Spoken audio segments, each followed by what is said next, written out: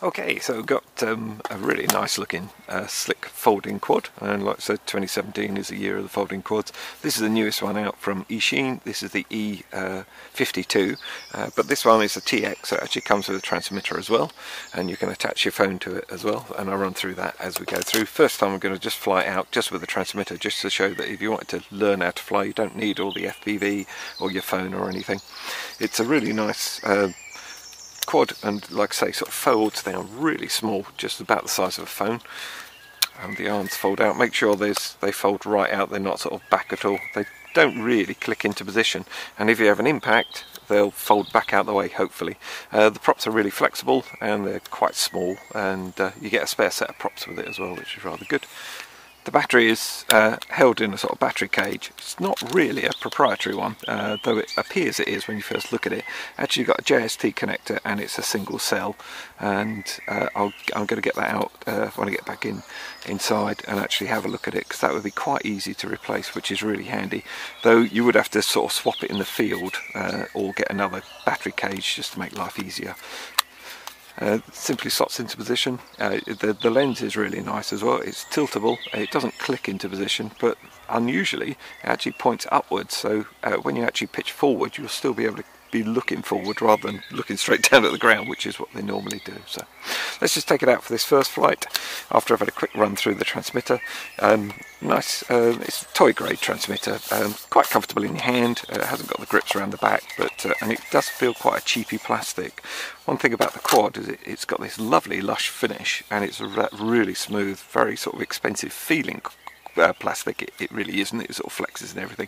The rest of the body is that sort of cheapy plastic, I'm afraid. So as you'd expect really at this sort of price point.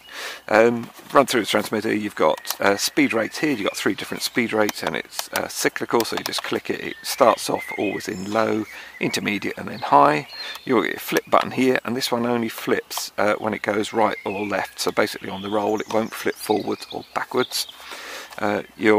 These buttons here are trims. You've got this one here is the headless mode, and this one here is the return to home. This one here is auto takeoff, and this one here is auto land. You can start the motors just by pulling these down and out, and you can stop the motors by pulling them in like that. But if you come and land, obviously if you land on your hand or if you land on the ground, you can just pull it down, hold the throttle off for a couple of seconds. It will kill the motors anyway. And it is altitude hold, and it is mode 2 on the transmitter. So yeah, let's get out and have a flight. Let's see what it goes like first of all. So I flick the quad on, and as you can see, you've got flashing LEDs, so they're really quite dull. They've sort of stylised it so much, they've sort of taken away the benefit of that. This actually clicks in the on-off button, which is rather nice, and then up and down. I think it already bound actually. Let's have a look. Yes, it's bound already. So like I say, you can start it by pulling those out, and it just literally goes into tick over then. And if you want to stop it, you can stop it. Or we do the auto takeoff, and I just do that in my hand. So simply press this one here. And there we go. And it's got a little tiny bit of breeze in the garden. So that's really nice. So if you want just to learn how to fly on a transmitter, this would be excellent. Let's try that flip. Like I say, it just flips on the roll. It doesn't do anything when you actually either pitch forward or backwards, and it does flip quite nicely. It's not really my sort of thing, to be honest. Gives itself a little bit of elevation, and off it goes. So that's in low rates.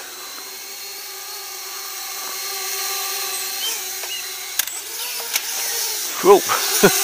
And actually the roll is not much at all. I was expecting a little bit more there, and the yaw is not too anxious either. So that's just in low rates. Let's try an intermediate rate, so it's a little bit better. It's never going to be a sports flyer, it's never designed to be. And then we're going to pop it up into, there we go, that's up in high rates now, and now it's getting a bit more of a shift on. Actually, it does get a shift on. It doesn't turn that quickly. Okay. Just do the other couple of buttons, and then we'll put the FPV on. So headless mode, that works fine. If you want the headless mode, and then I'll try the return to home. Whoops, oh, it does work. Ah, that's good. So you press this one here and it returns to home. There we go, you can see it coming in. You can just press the button to cancel it, or you can actually use the direction stick as well. Right. So like I say, you just pull the throttle down and that will stop. Let's go on to the FPV. So I'm going to put the little phone holder in, and this all comes with it, so it's rather good. And then if I go on to my Wi-Fi settings, it comes up with Wi-Fi UFO, and that's basically what this is, and then we can connect up to that. Go back to our main screen, and then the actual app for this one is called JY UFO. Click on that and then go into play, and this is a generic app. They've just basically changed the home page on it, and I've done a full review on how to actually use this app, and I'll put a link down in the description for you. So that's us all ready to go, and all we're going to do is just use this for recording. This is not going to be used for flying this time, and then I'll fly it on the app afterwards. So we'll start recording. There we go, and as you can see the Wi-Fi is all on, and it's actually not bad. It's actually quite quick. The Wi-Fi is getting better and better, it really is. So don't touch any of these controls along the top here, because you're controlling it with everything from here, all apart from the camera, to be honest. And it's stored, the images are stored on your phone. There's no actual storage on the actual quad itself. So that's in high rates. I've popped it back down into low rates, which is nicer for filming, I always think anyway. But if you've got a bit of a breeze, you might need it a bit more, or you might want a fast pass that you want to do. And the range is pretty good on this. I mean, nice having the a proper transmitter, but the actual there we go. There is a bit of breeze in the garden, and it does tend to drift around a little bit. As you can see, the trees are slightly moving at the end there. But no, it works quite well. So I'm going to pop the rates up. There we go. That's quite a fair old height. There we go. This is where you could do with the camera pointing downwards, actually. Especially if you wanted to do a selfie. But as FPV goes, that is pretty good, actually. A lot of people like to see what the stills are like, so I just stopped the video for a second. I'll just take a still there. There we go. Actually, let's bring that camera in, and I'll just get it swapped back.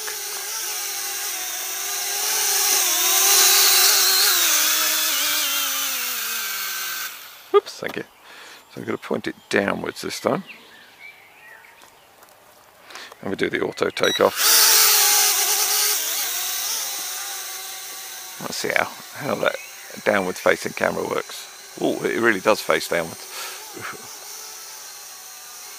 So we're going to need to go back a wee bit. Oh, back quite a bit actually. That's a good 30-40 metres there, no problem. I've had this over 80 metres. It has started to just lock up there. Just lost a little bit there.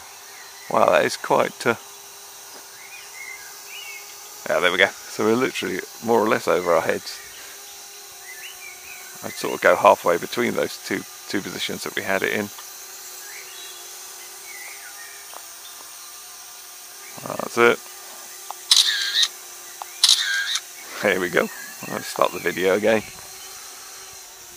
I think the last thing we'll do, I'll bring it in, I'll do the auto land this time. It does the same again, and you can still control where it's going to land by using your direction one here. And let's just tilt that camera right the way up so it's really pointing, look like it looks as though it's pointed into the nose cone, and it's not. Oh, it's got flashing LEDs there, so battery's getting a little bit low, might have to go and recharge it. Finish this bit and then I can actually fly it on the app as well. Yeah, that actually works quite well. Yeah, so even though I'm pitching forward quite a bit, you're still looking forward rather than looking at the ground.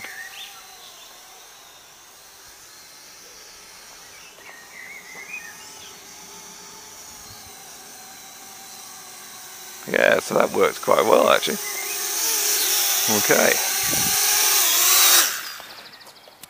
Okay, just turn the quad on. As you can see, you've got a flashing LED. It doesn't take that long to charge actually, if you're wondering why it's so dark now.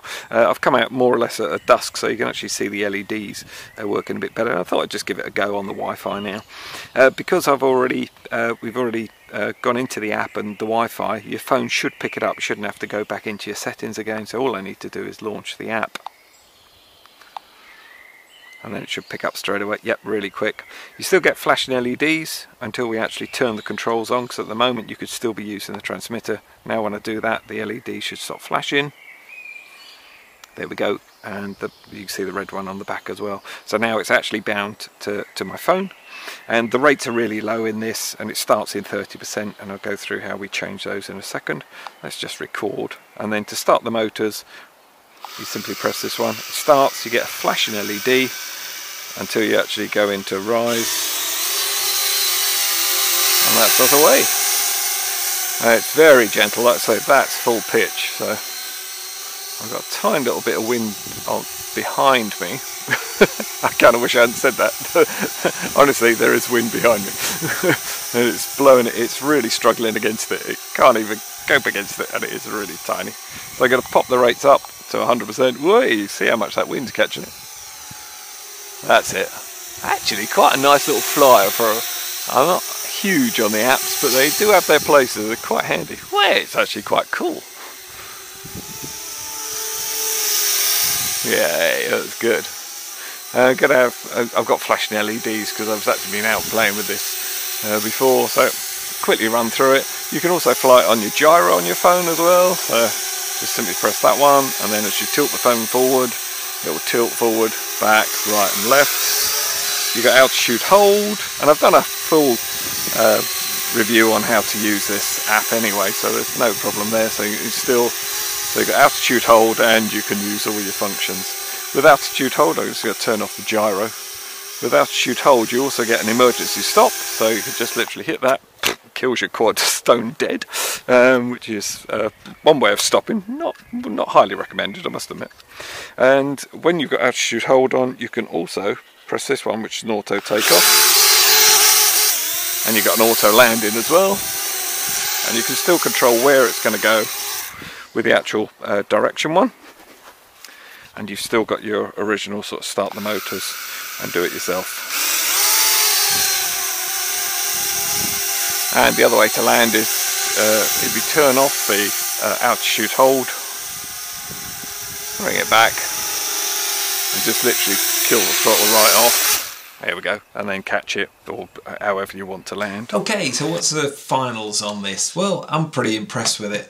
It's retailing at £25 if you just basically buy the quad and use your phone as the transmitter and everything. And then to get the transmitter, it's just an extra, it's less than £5 extra, and you get the transmitter. I definitely recommend you get the two together, even if you don't think you're going to use this. For £5 you can't really go wrong, and you can always drop onto it or have a play with it. If you don't like it, it's cost you £5, so really not a problem, I don't think. I do like it. It's a really nice, for what it is, it's really nice. It's a cheap little selfie that you could take anywhere with you.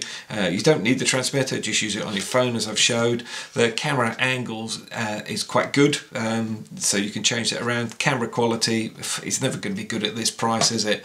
It's only 640 by 480, but it's a good record. It's a shot you couldn't get with a phone or a sort of selfie stick or anything, so it has got these sort of benefits. Flight time wasn't bad. I was getting sort of 6 to 7 minutes on average, to be perfectly honest. They say 6 to 8, so they're not too bad.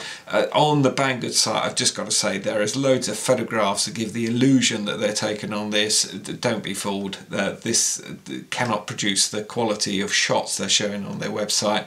it's not just Banggood, all of them tend to do it. They just use, you know, stock shots that make the stuff look absolutely amazing, and it can't produce that at this price. It cannot produce it. Cracky, the stuff's up in the £1,000 range of what they're actually showing on there. So have a good look around the reviews. That's the thing that will tell you, and get honest reviews, and you'll find out exactly what it does and how it performs. So, a couple of things that you get with it as well. You get the USB charger for the actual battery, and that charges in on a JST connector there, and takes about an hour and a quarter, hour and a half to charge, I've found. Or I've used a hobby grade charger for it, and then you can charge it in under an hour. And I'll put a link down in description for a video I did on the hobby grade charger I use. You've got a little prop removal tool there, quite handy. It saves a wrench in the motors and trying to hold it with your hand there. So you just simply slide that under there and just push them off. They come off quite easy, and actually in an impact they can spin off as well. I had that on my other Eachine, folding Eachine. This is definitely a big step up from the E50, by the way. The other thing you get is an instruction manual, but it's really not very good, to be perfectly honest. It doesn't really, well, it sort of goes through everything, but it's really poorly put together. The translations aren't great, and if you're new to flying, I don't think it would really help you that much. So again, have a look around the reviews. The only thing I didn't cover on the transmitter was if you want to calibrate it, if the quad's flying a little bit erratically, make sure all the arms are fully out, and then before you start adjusting trims and everything, quad on, transmitter on obviously, make sure it's all bound up, and then just put this down to bottom right on both your sticks. The LEDs will flash, and then it will calibrate the gyros. It must be sat on something level, and also it doesn't need, you mustn't move it while it's doing that. The other thing you get is a spare set of 4 props, which are quite handy. And the battery, I've actually taken the battery cage apart, and it is as I thought. You just simply slide that JST connector out, and you can pop the whole battery out, and you've got a ordinary single cell 500 milliamp hour battery there, so easy to replace. And I'll put some links, if I can find some, down in the description for you. Now the only thing is you do really need the battery cage holder, because to actually plug the JST into there, you could do it, it's not going to be too difficult, but you're going to have to hold it in there somehow or other. So personally I'd probably whack an elastic band around in there, but if you know the channel, that's what I tend to use for the solving everything. That would actually ease a bit of weight off it as well, so it'd take just a little bit of weight off it, but it's not a heavy quad by any means. So I really like it. I think it's really good for the value for money. I don't think it can beat it at the moment, but there'll be some more coming out soon, I'm sure, that will be absolutely superb as well.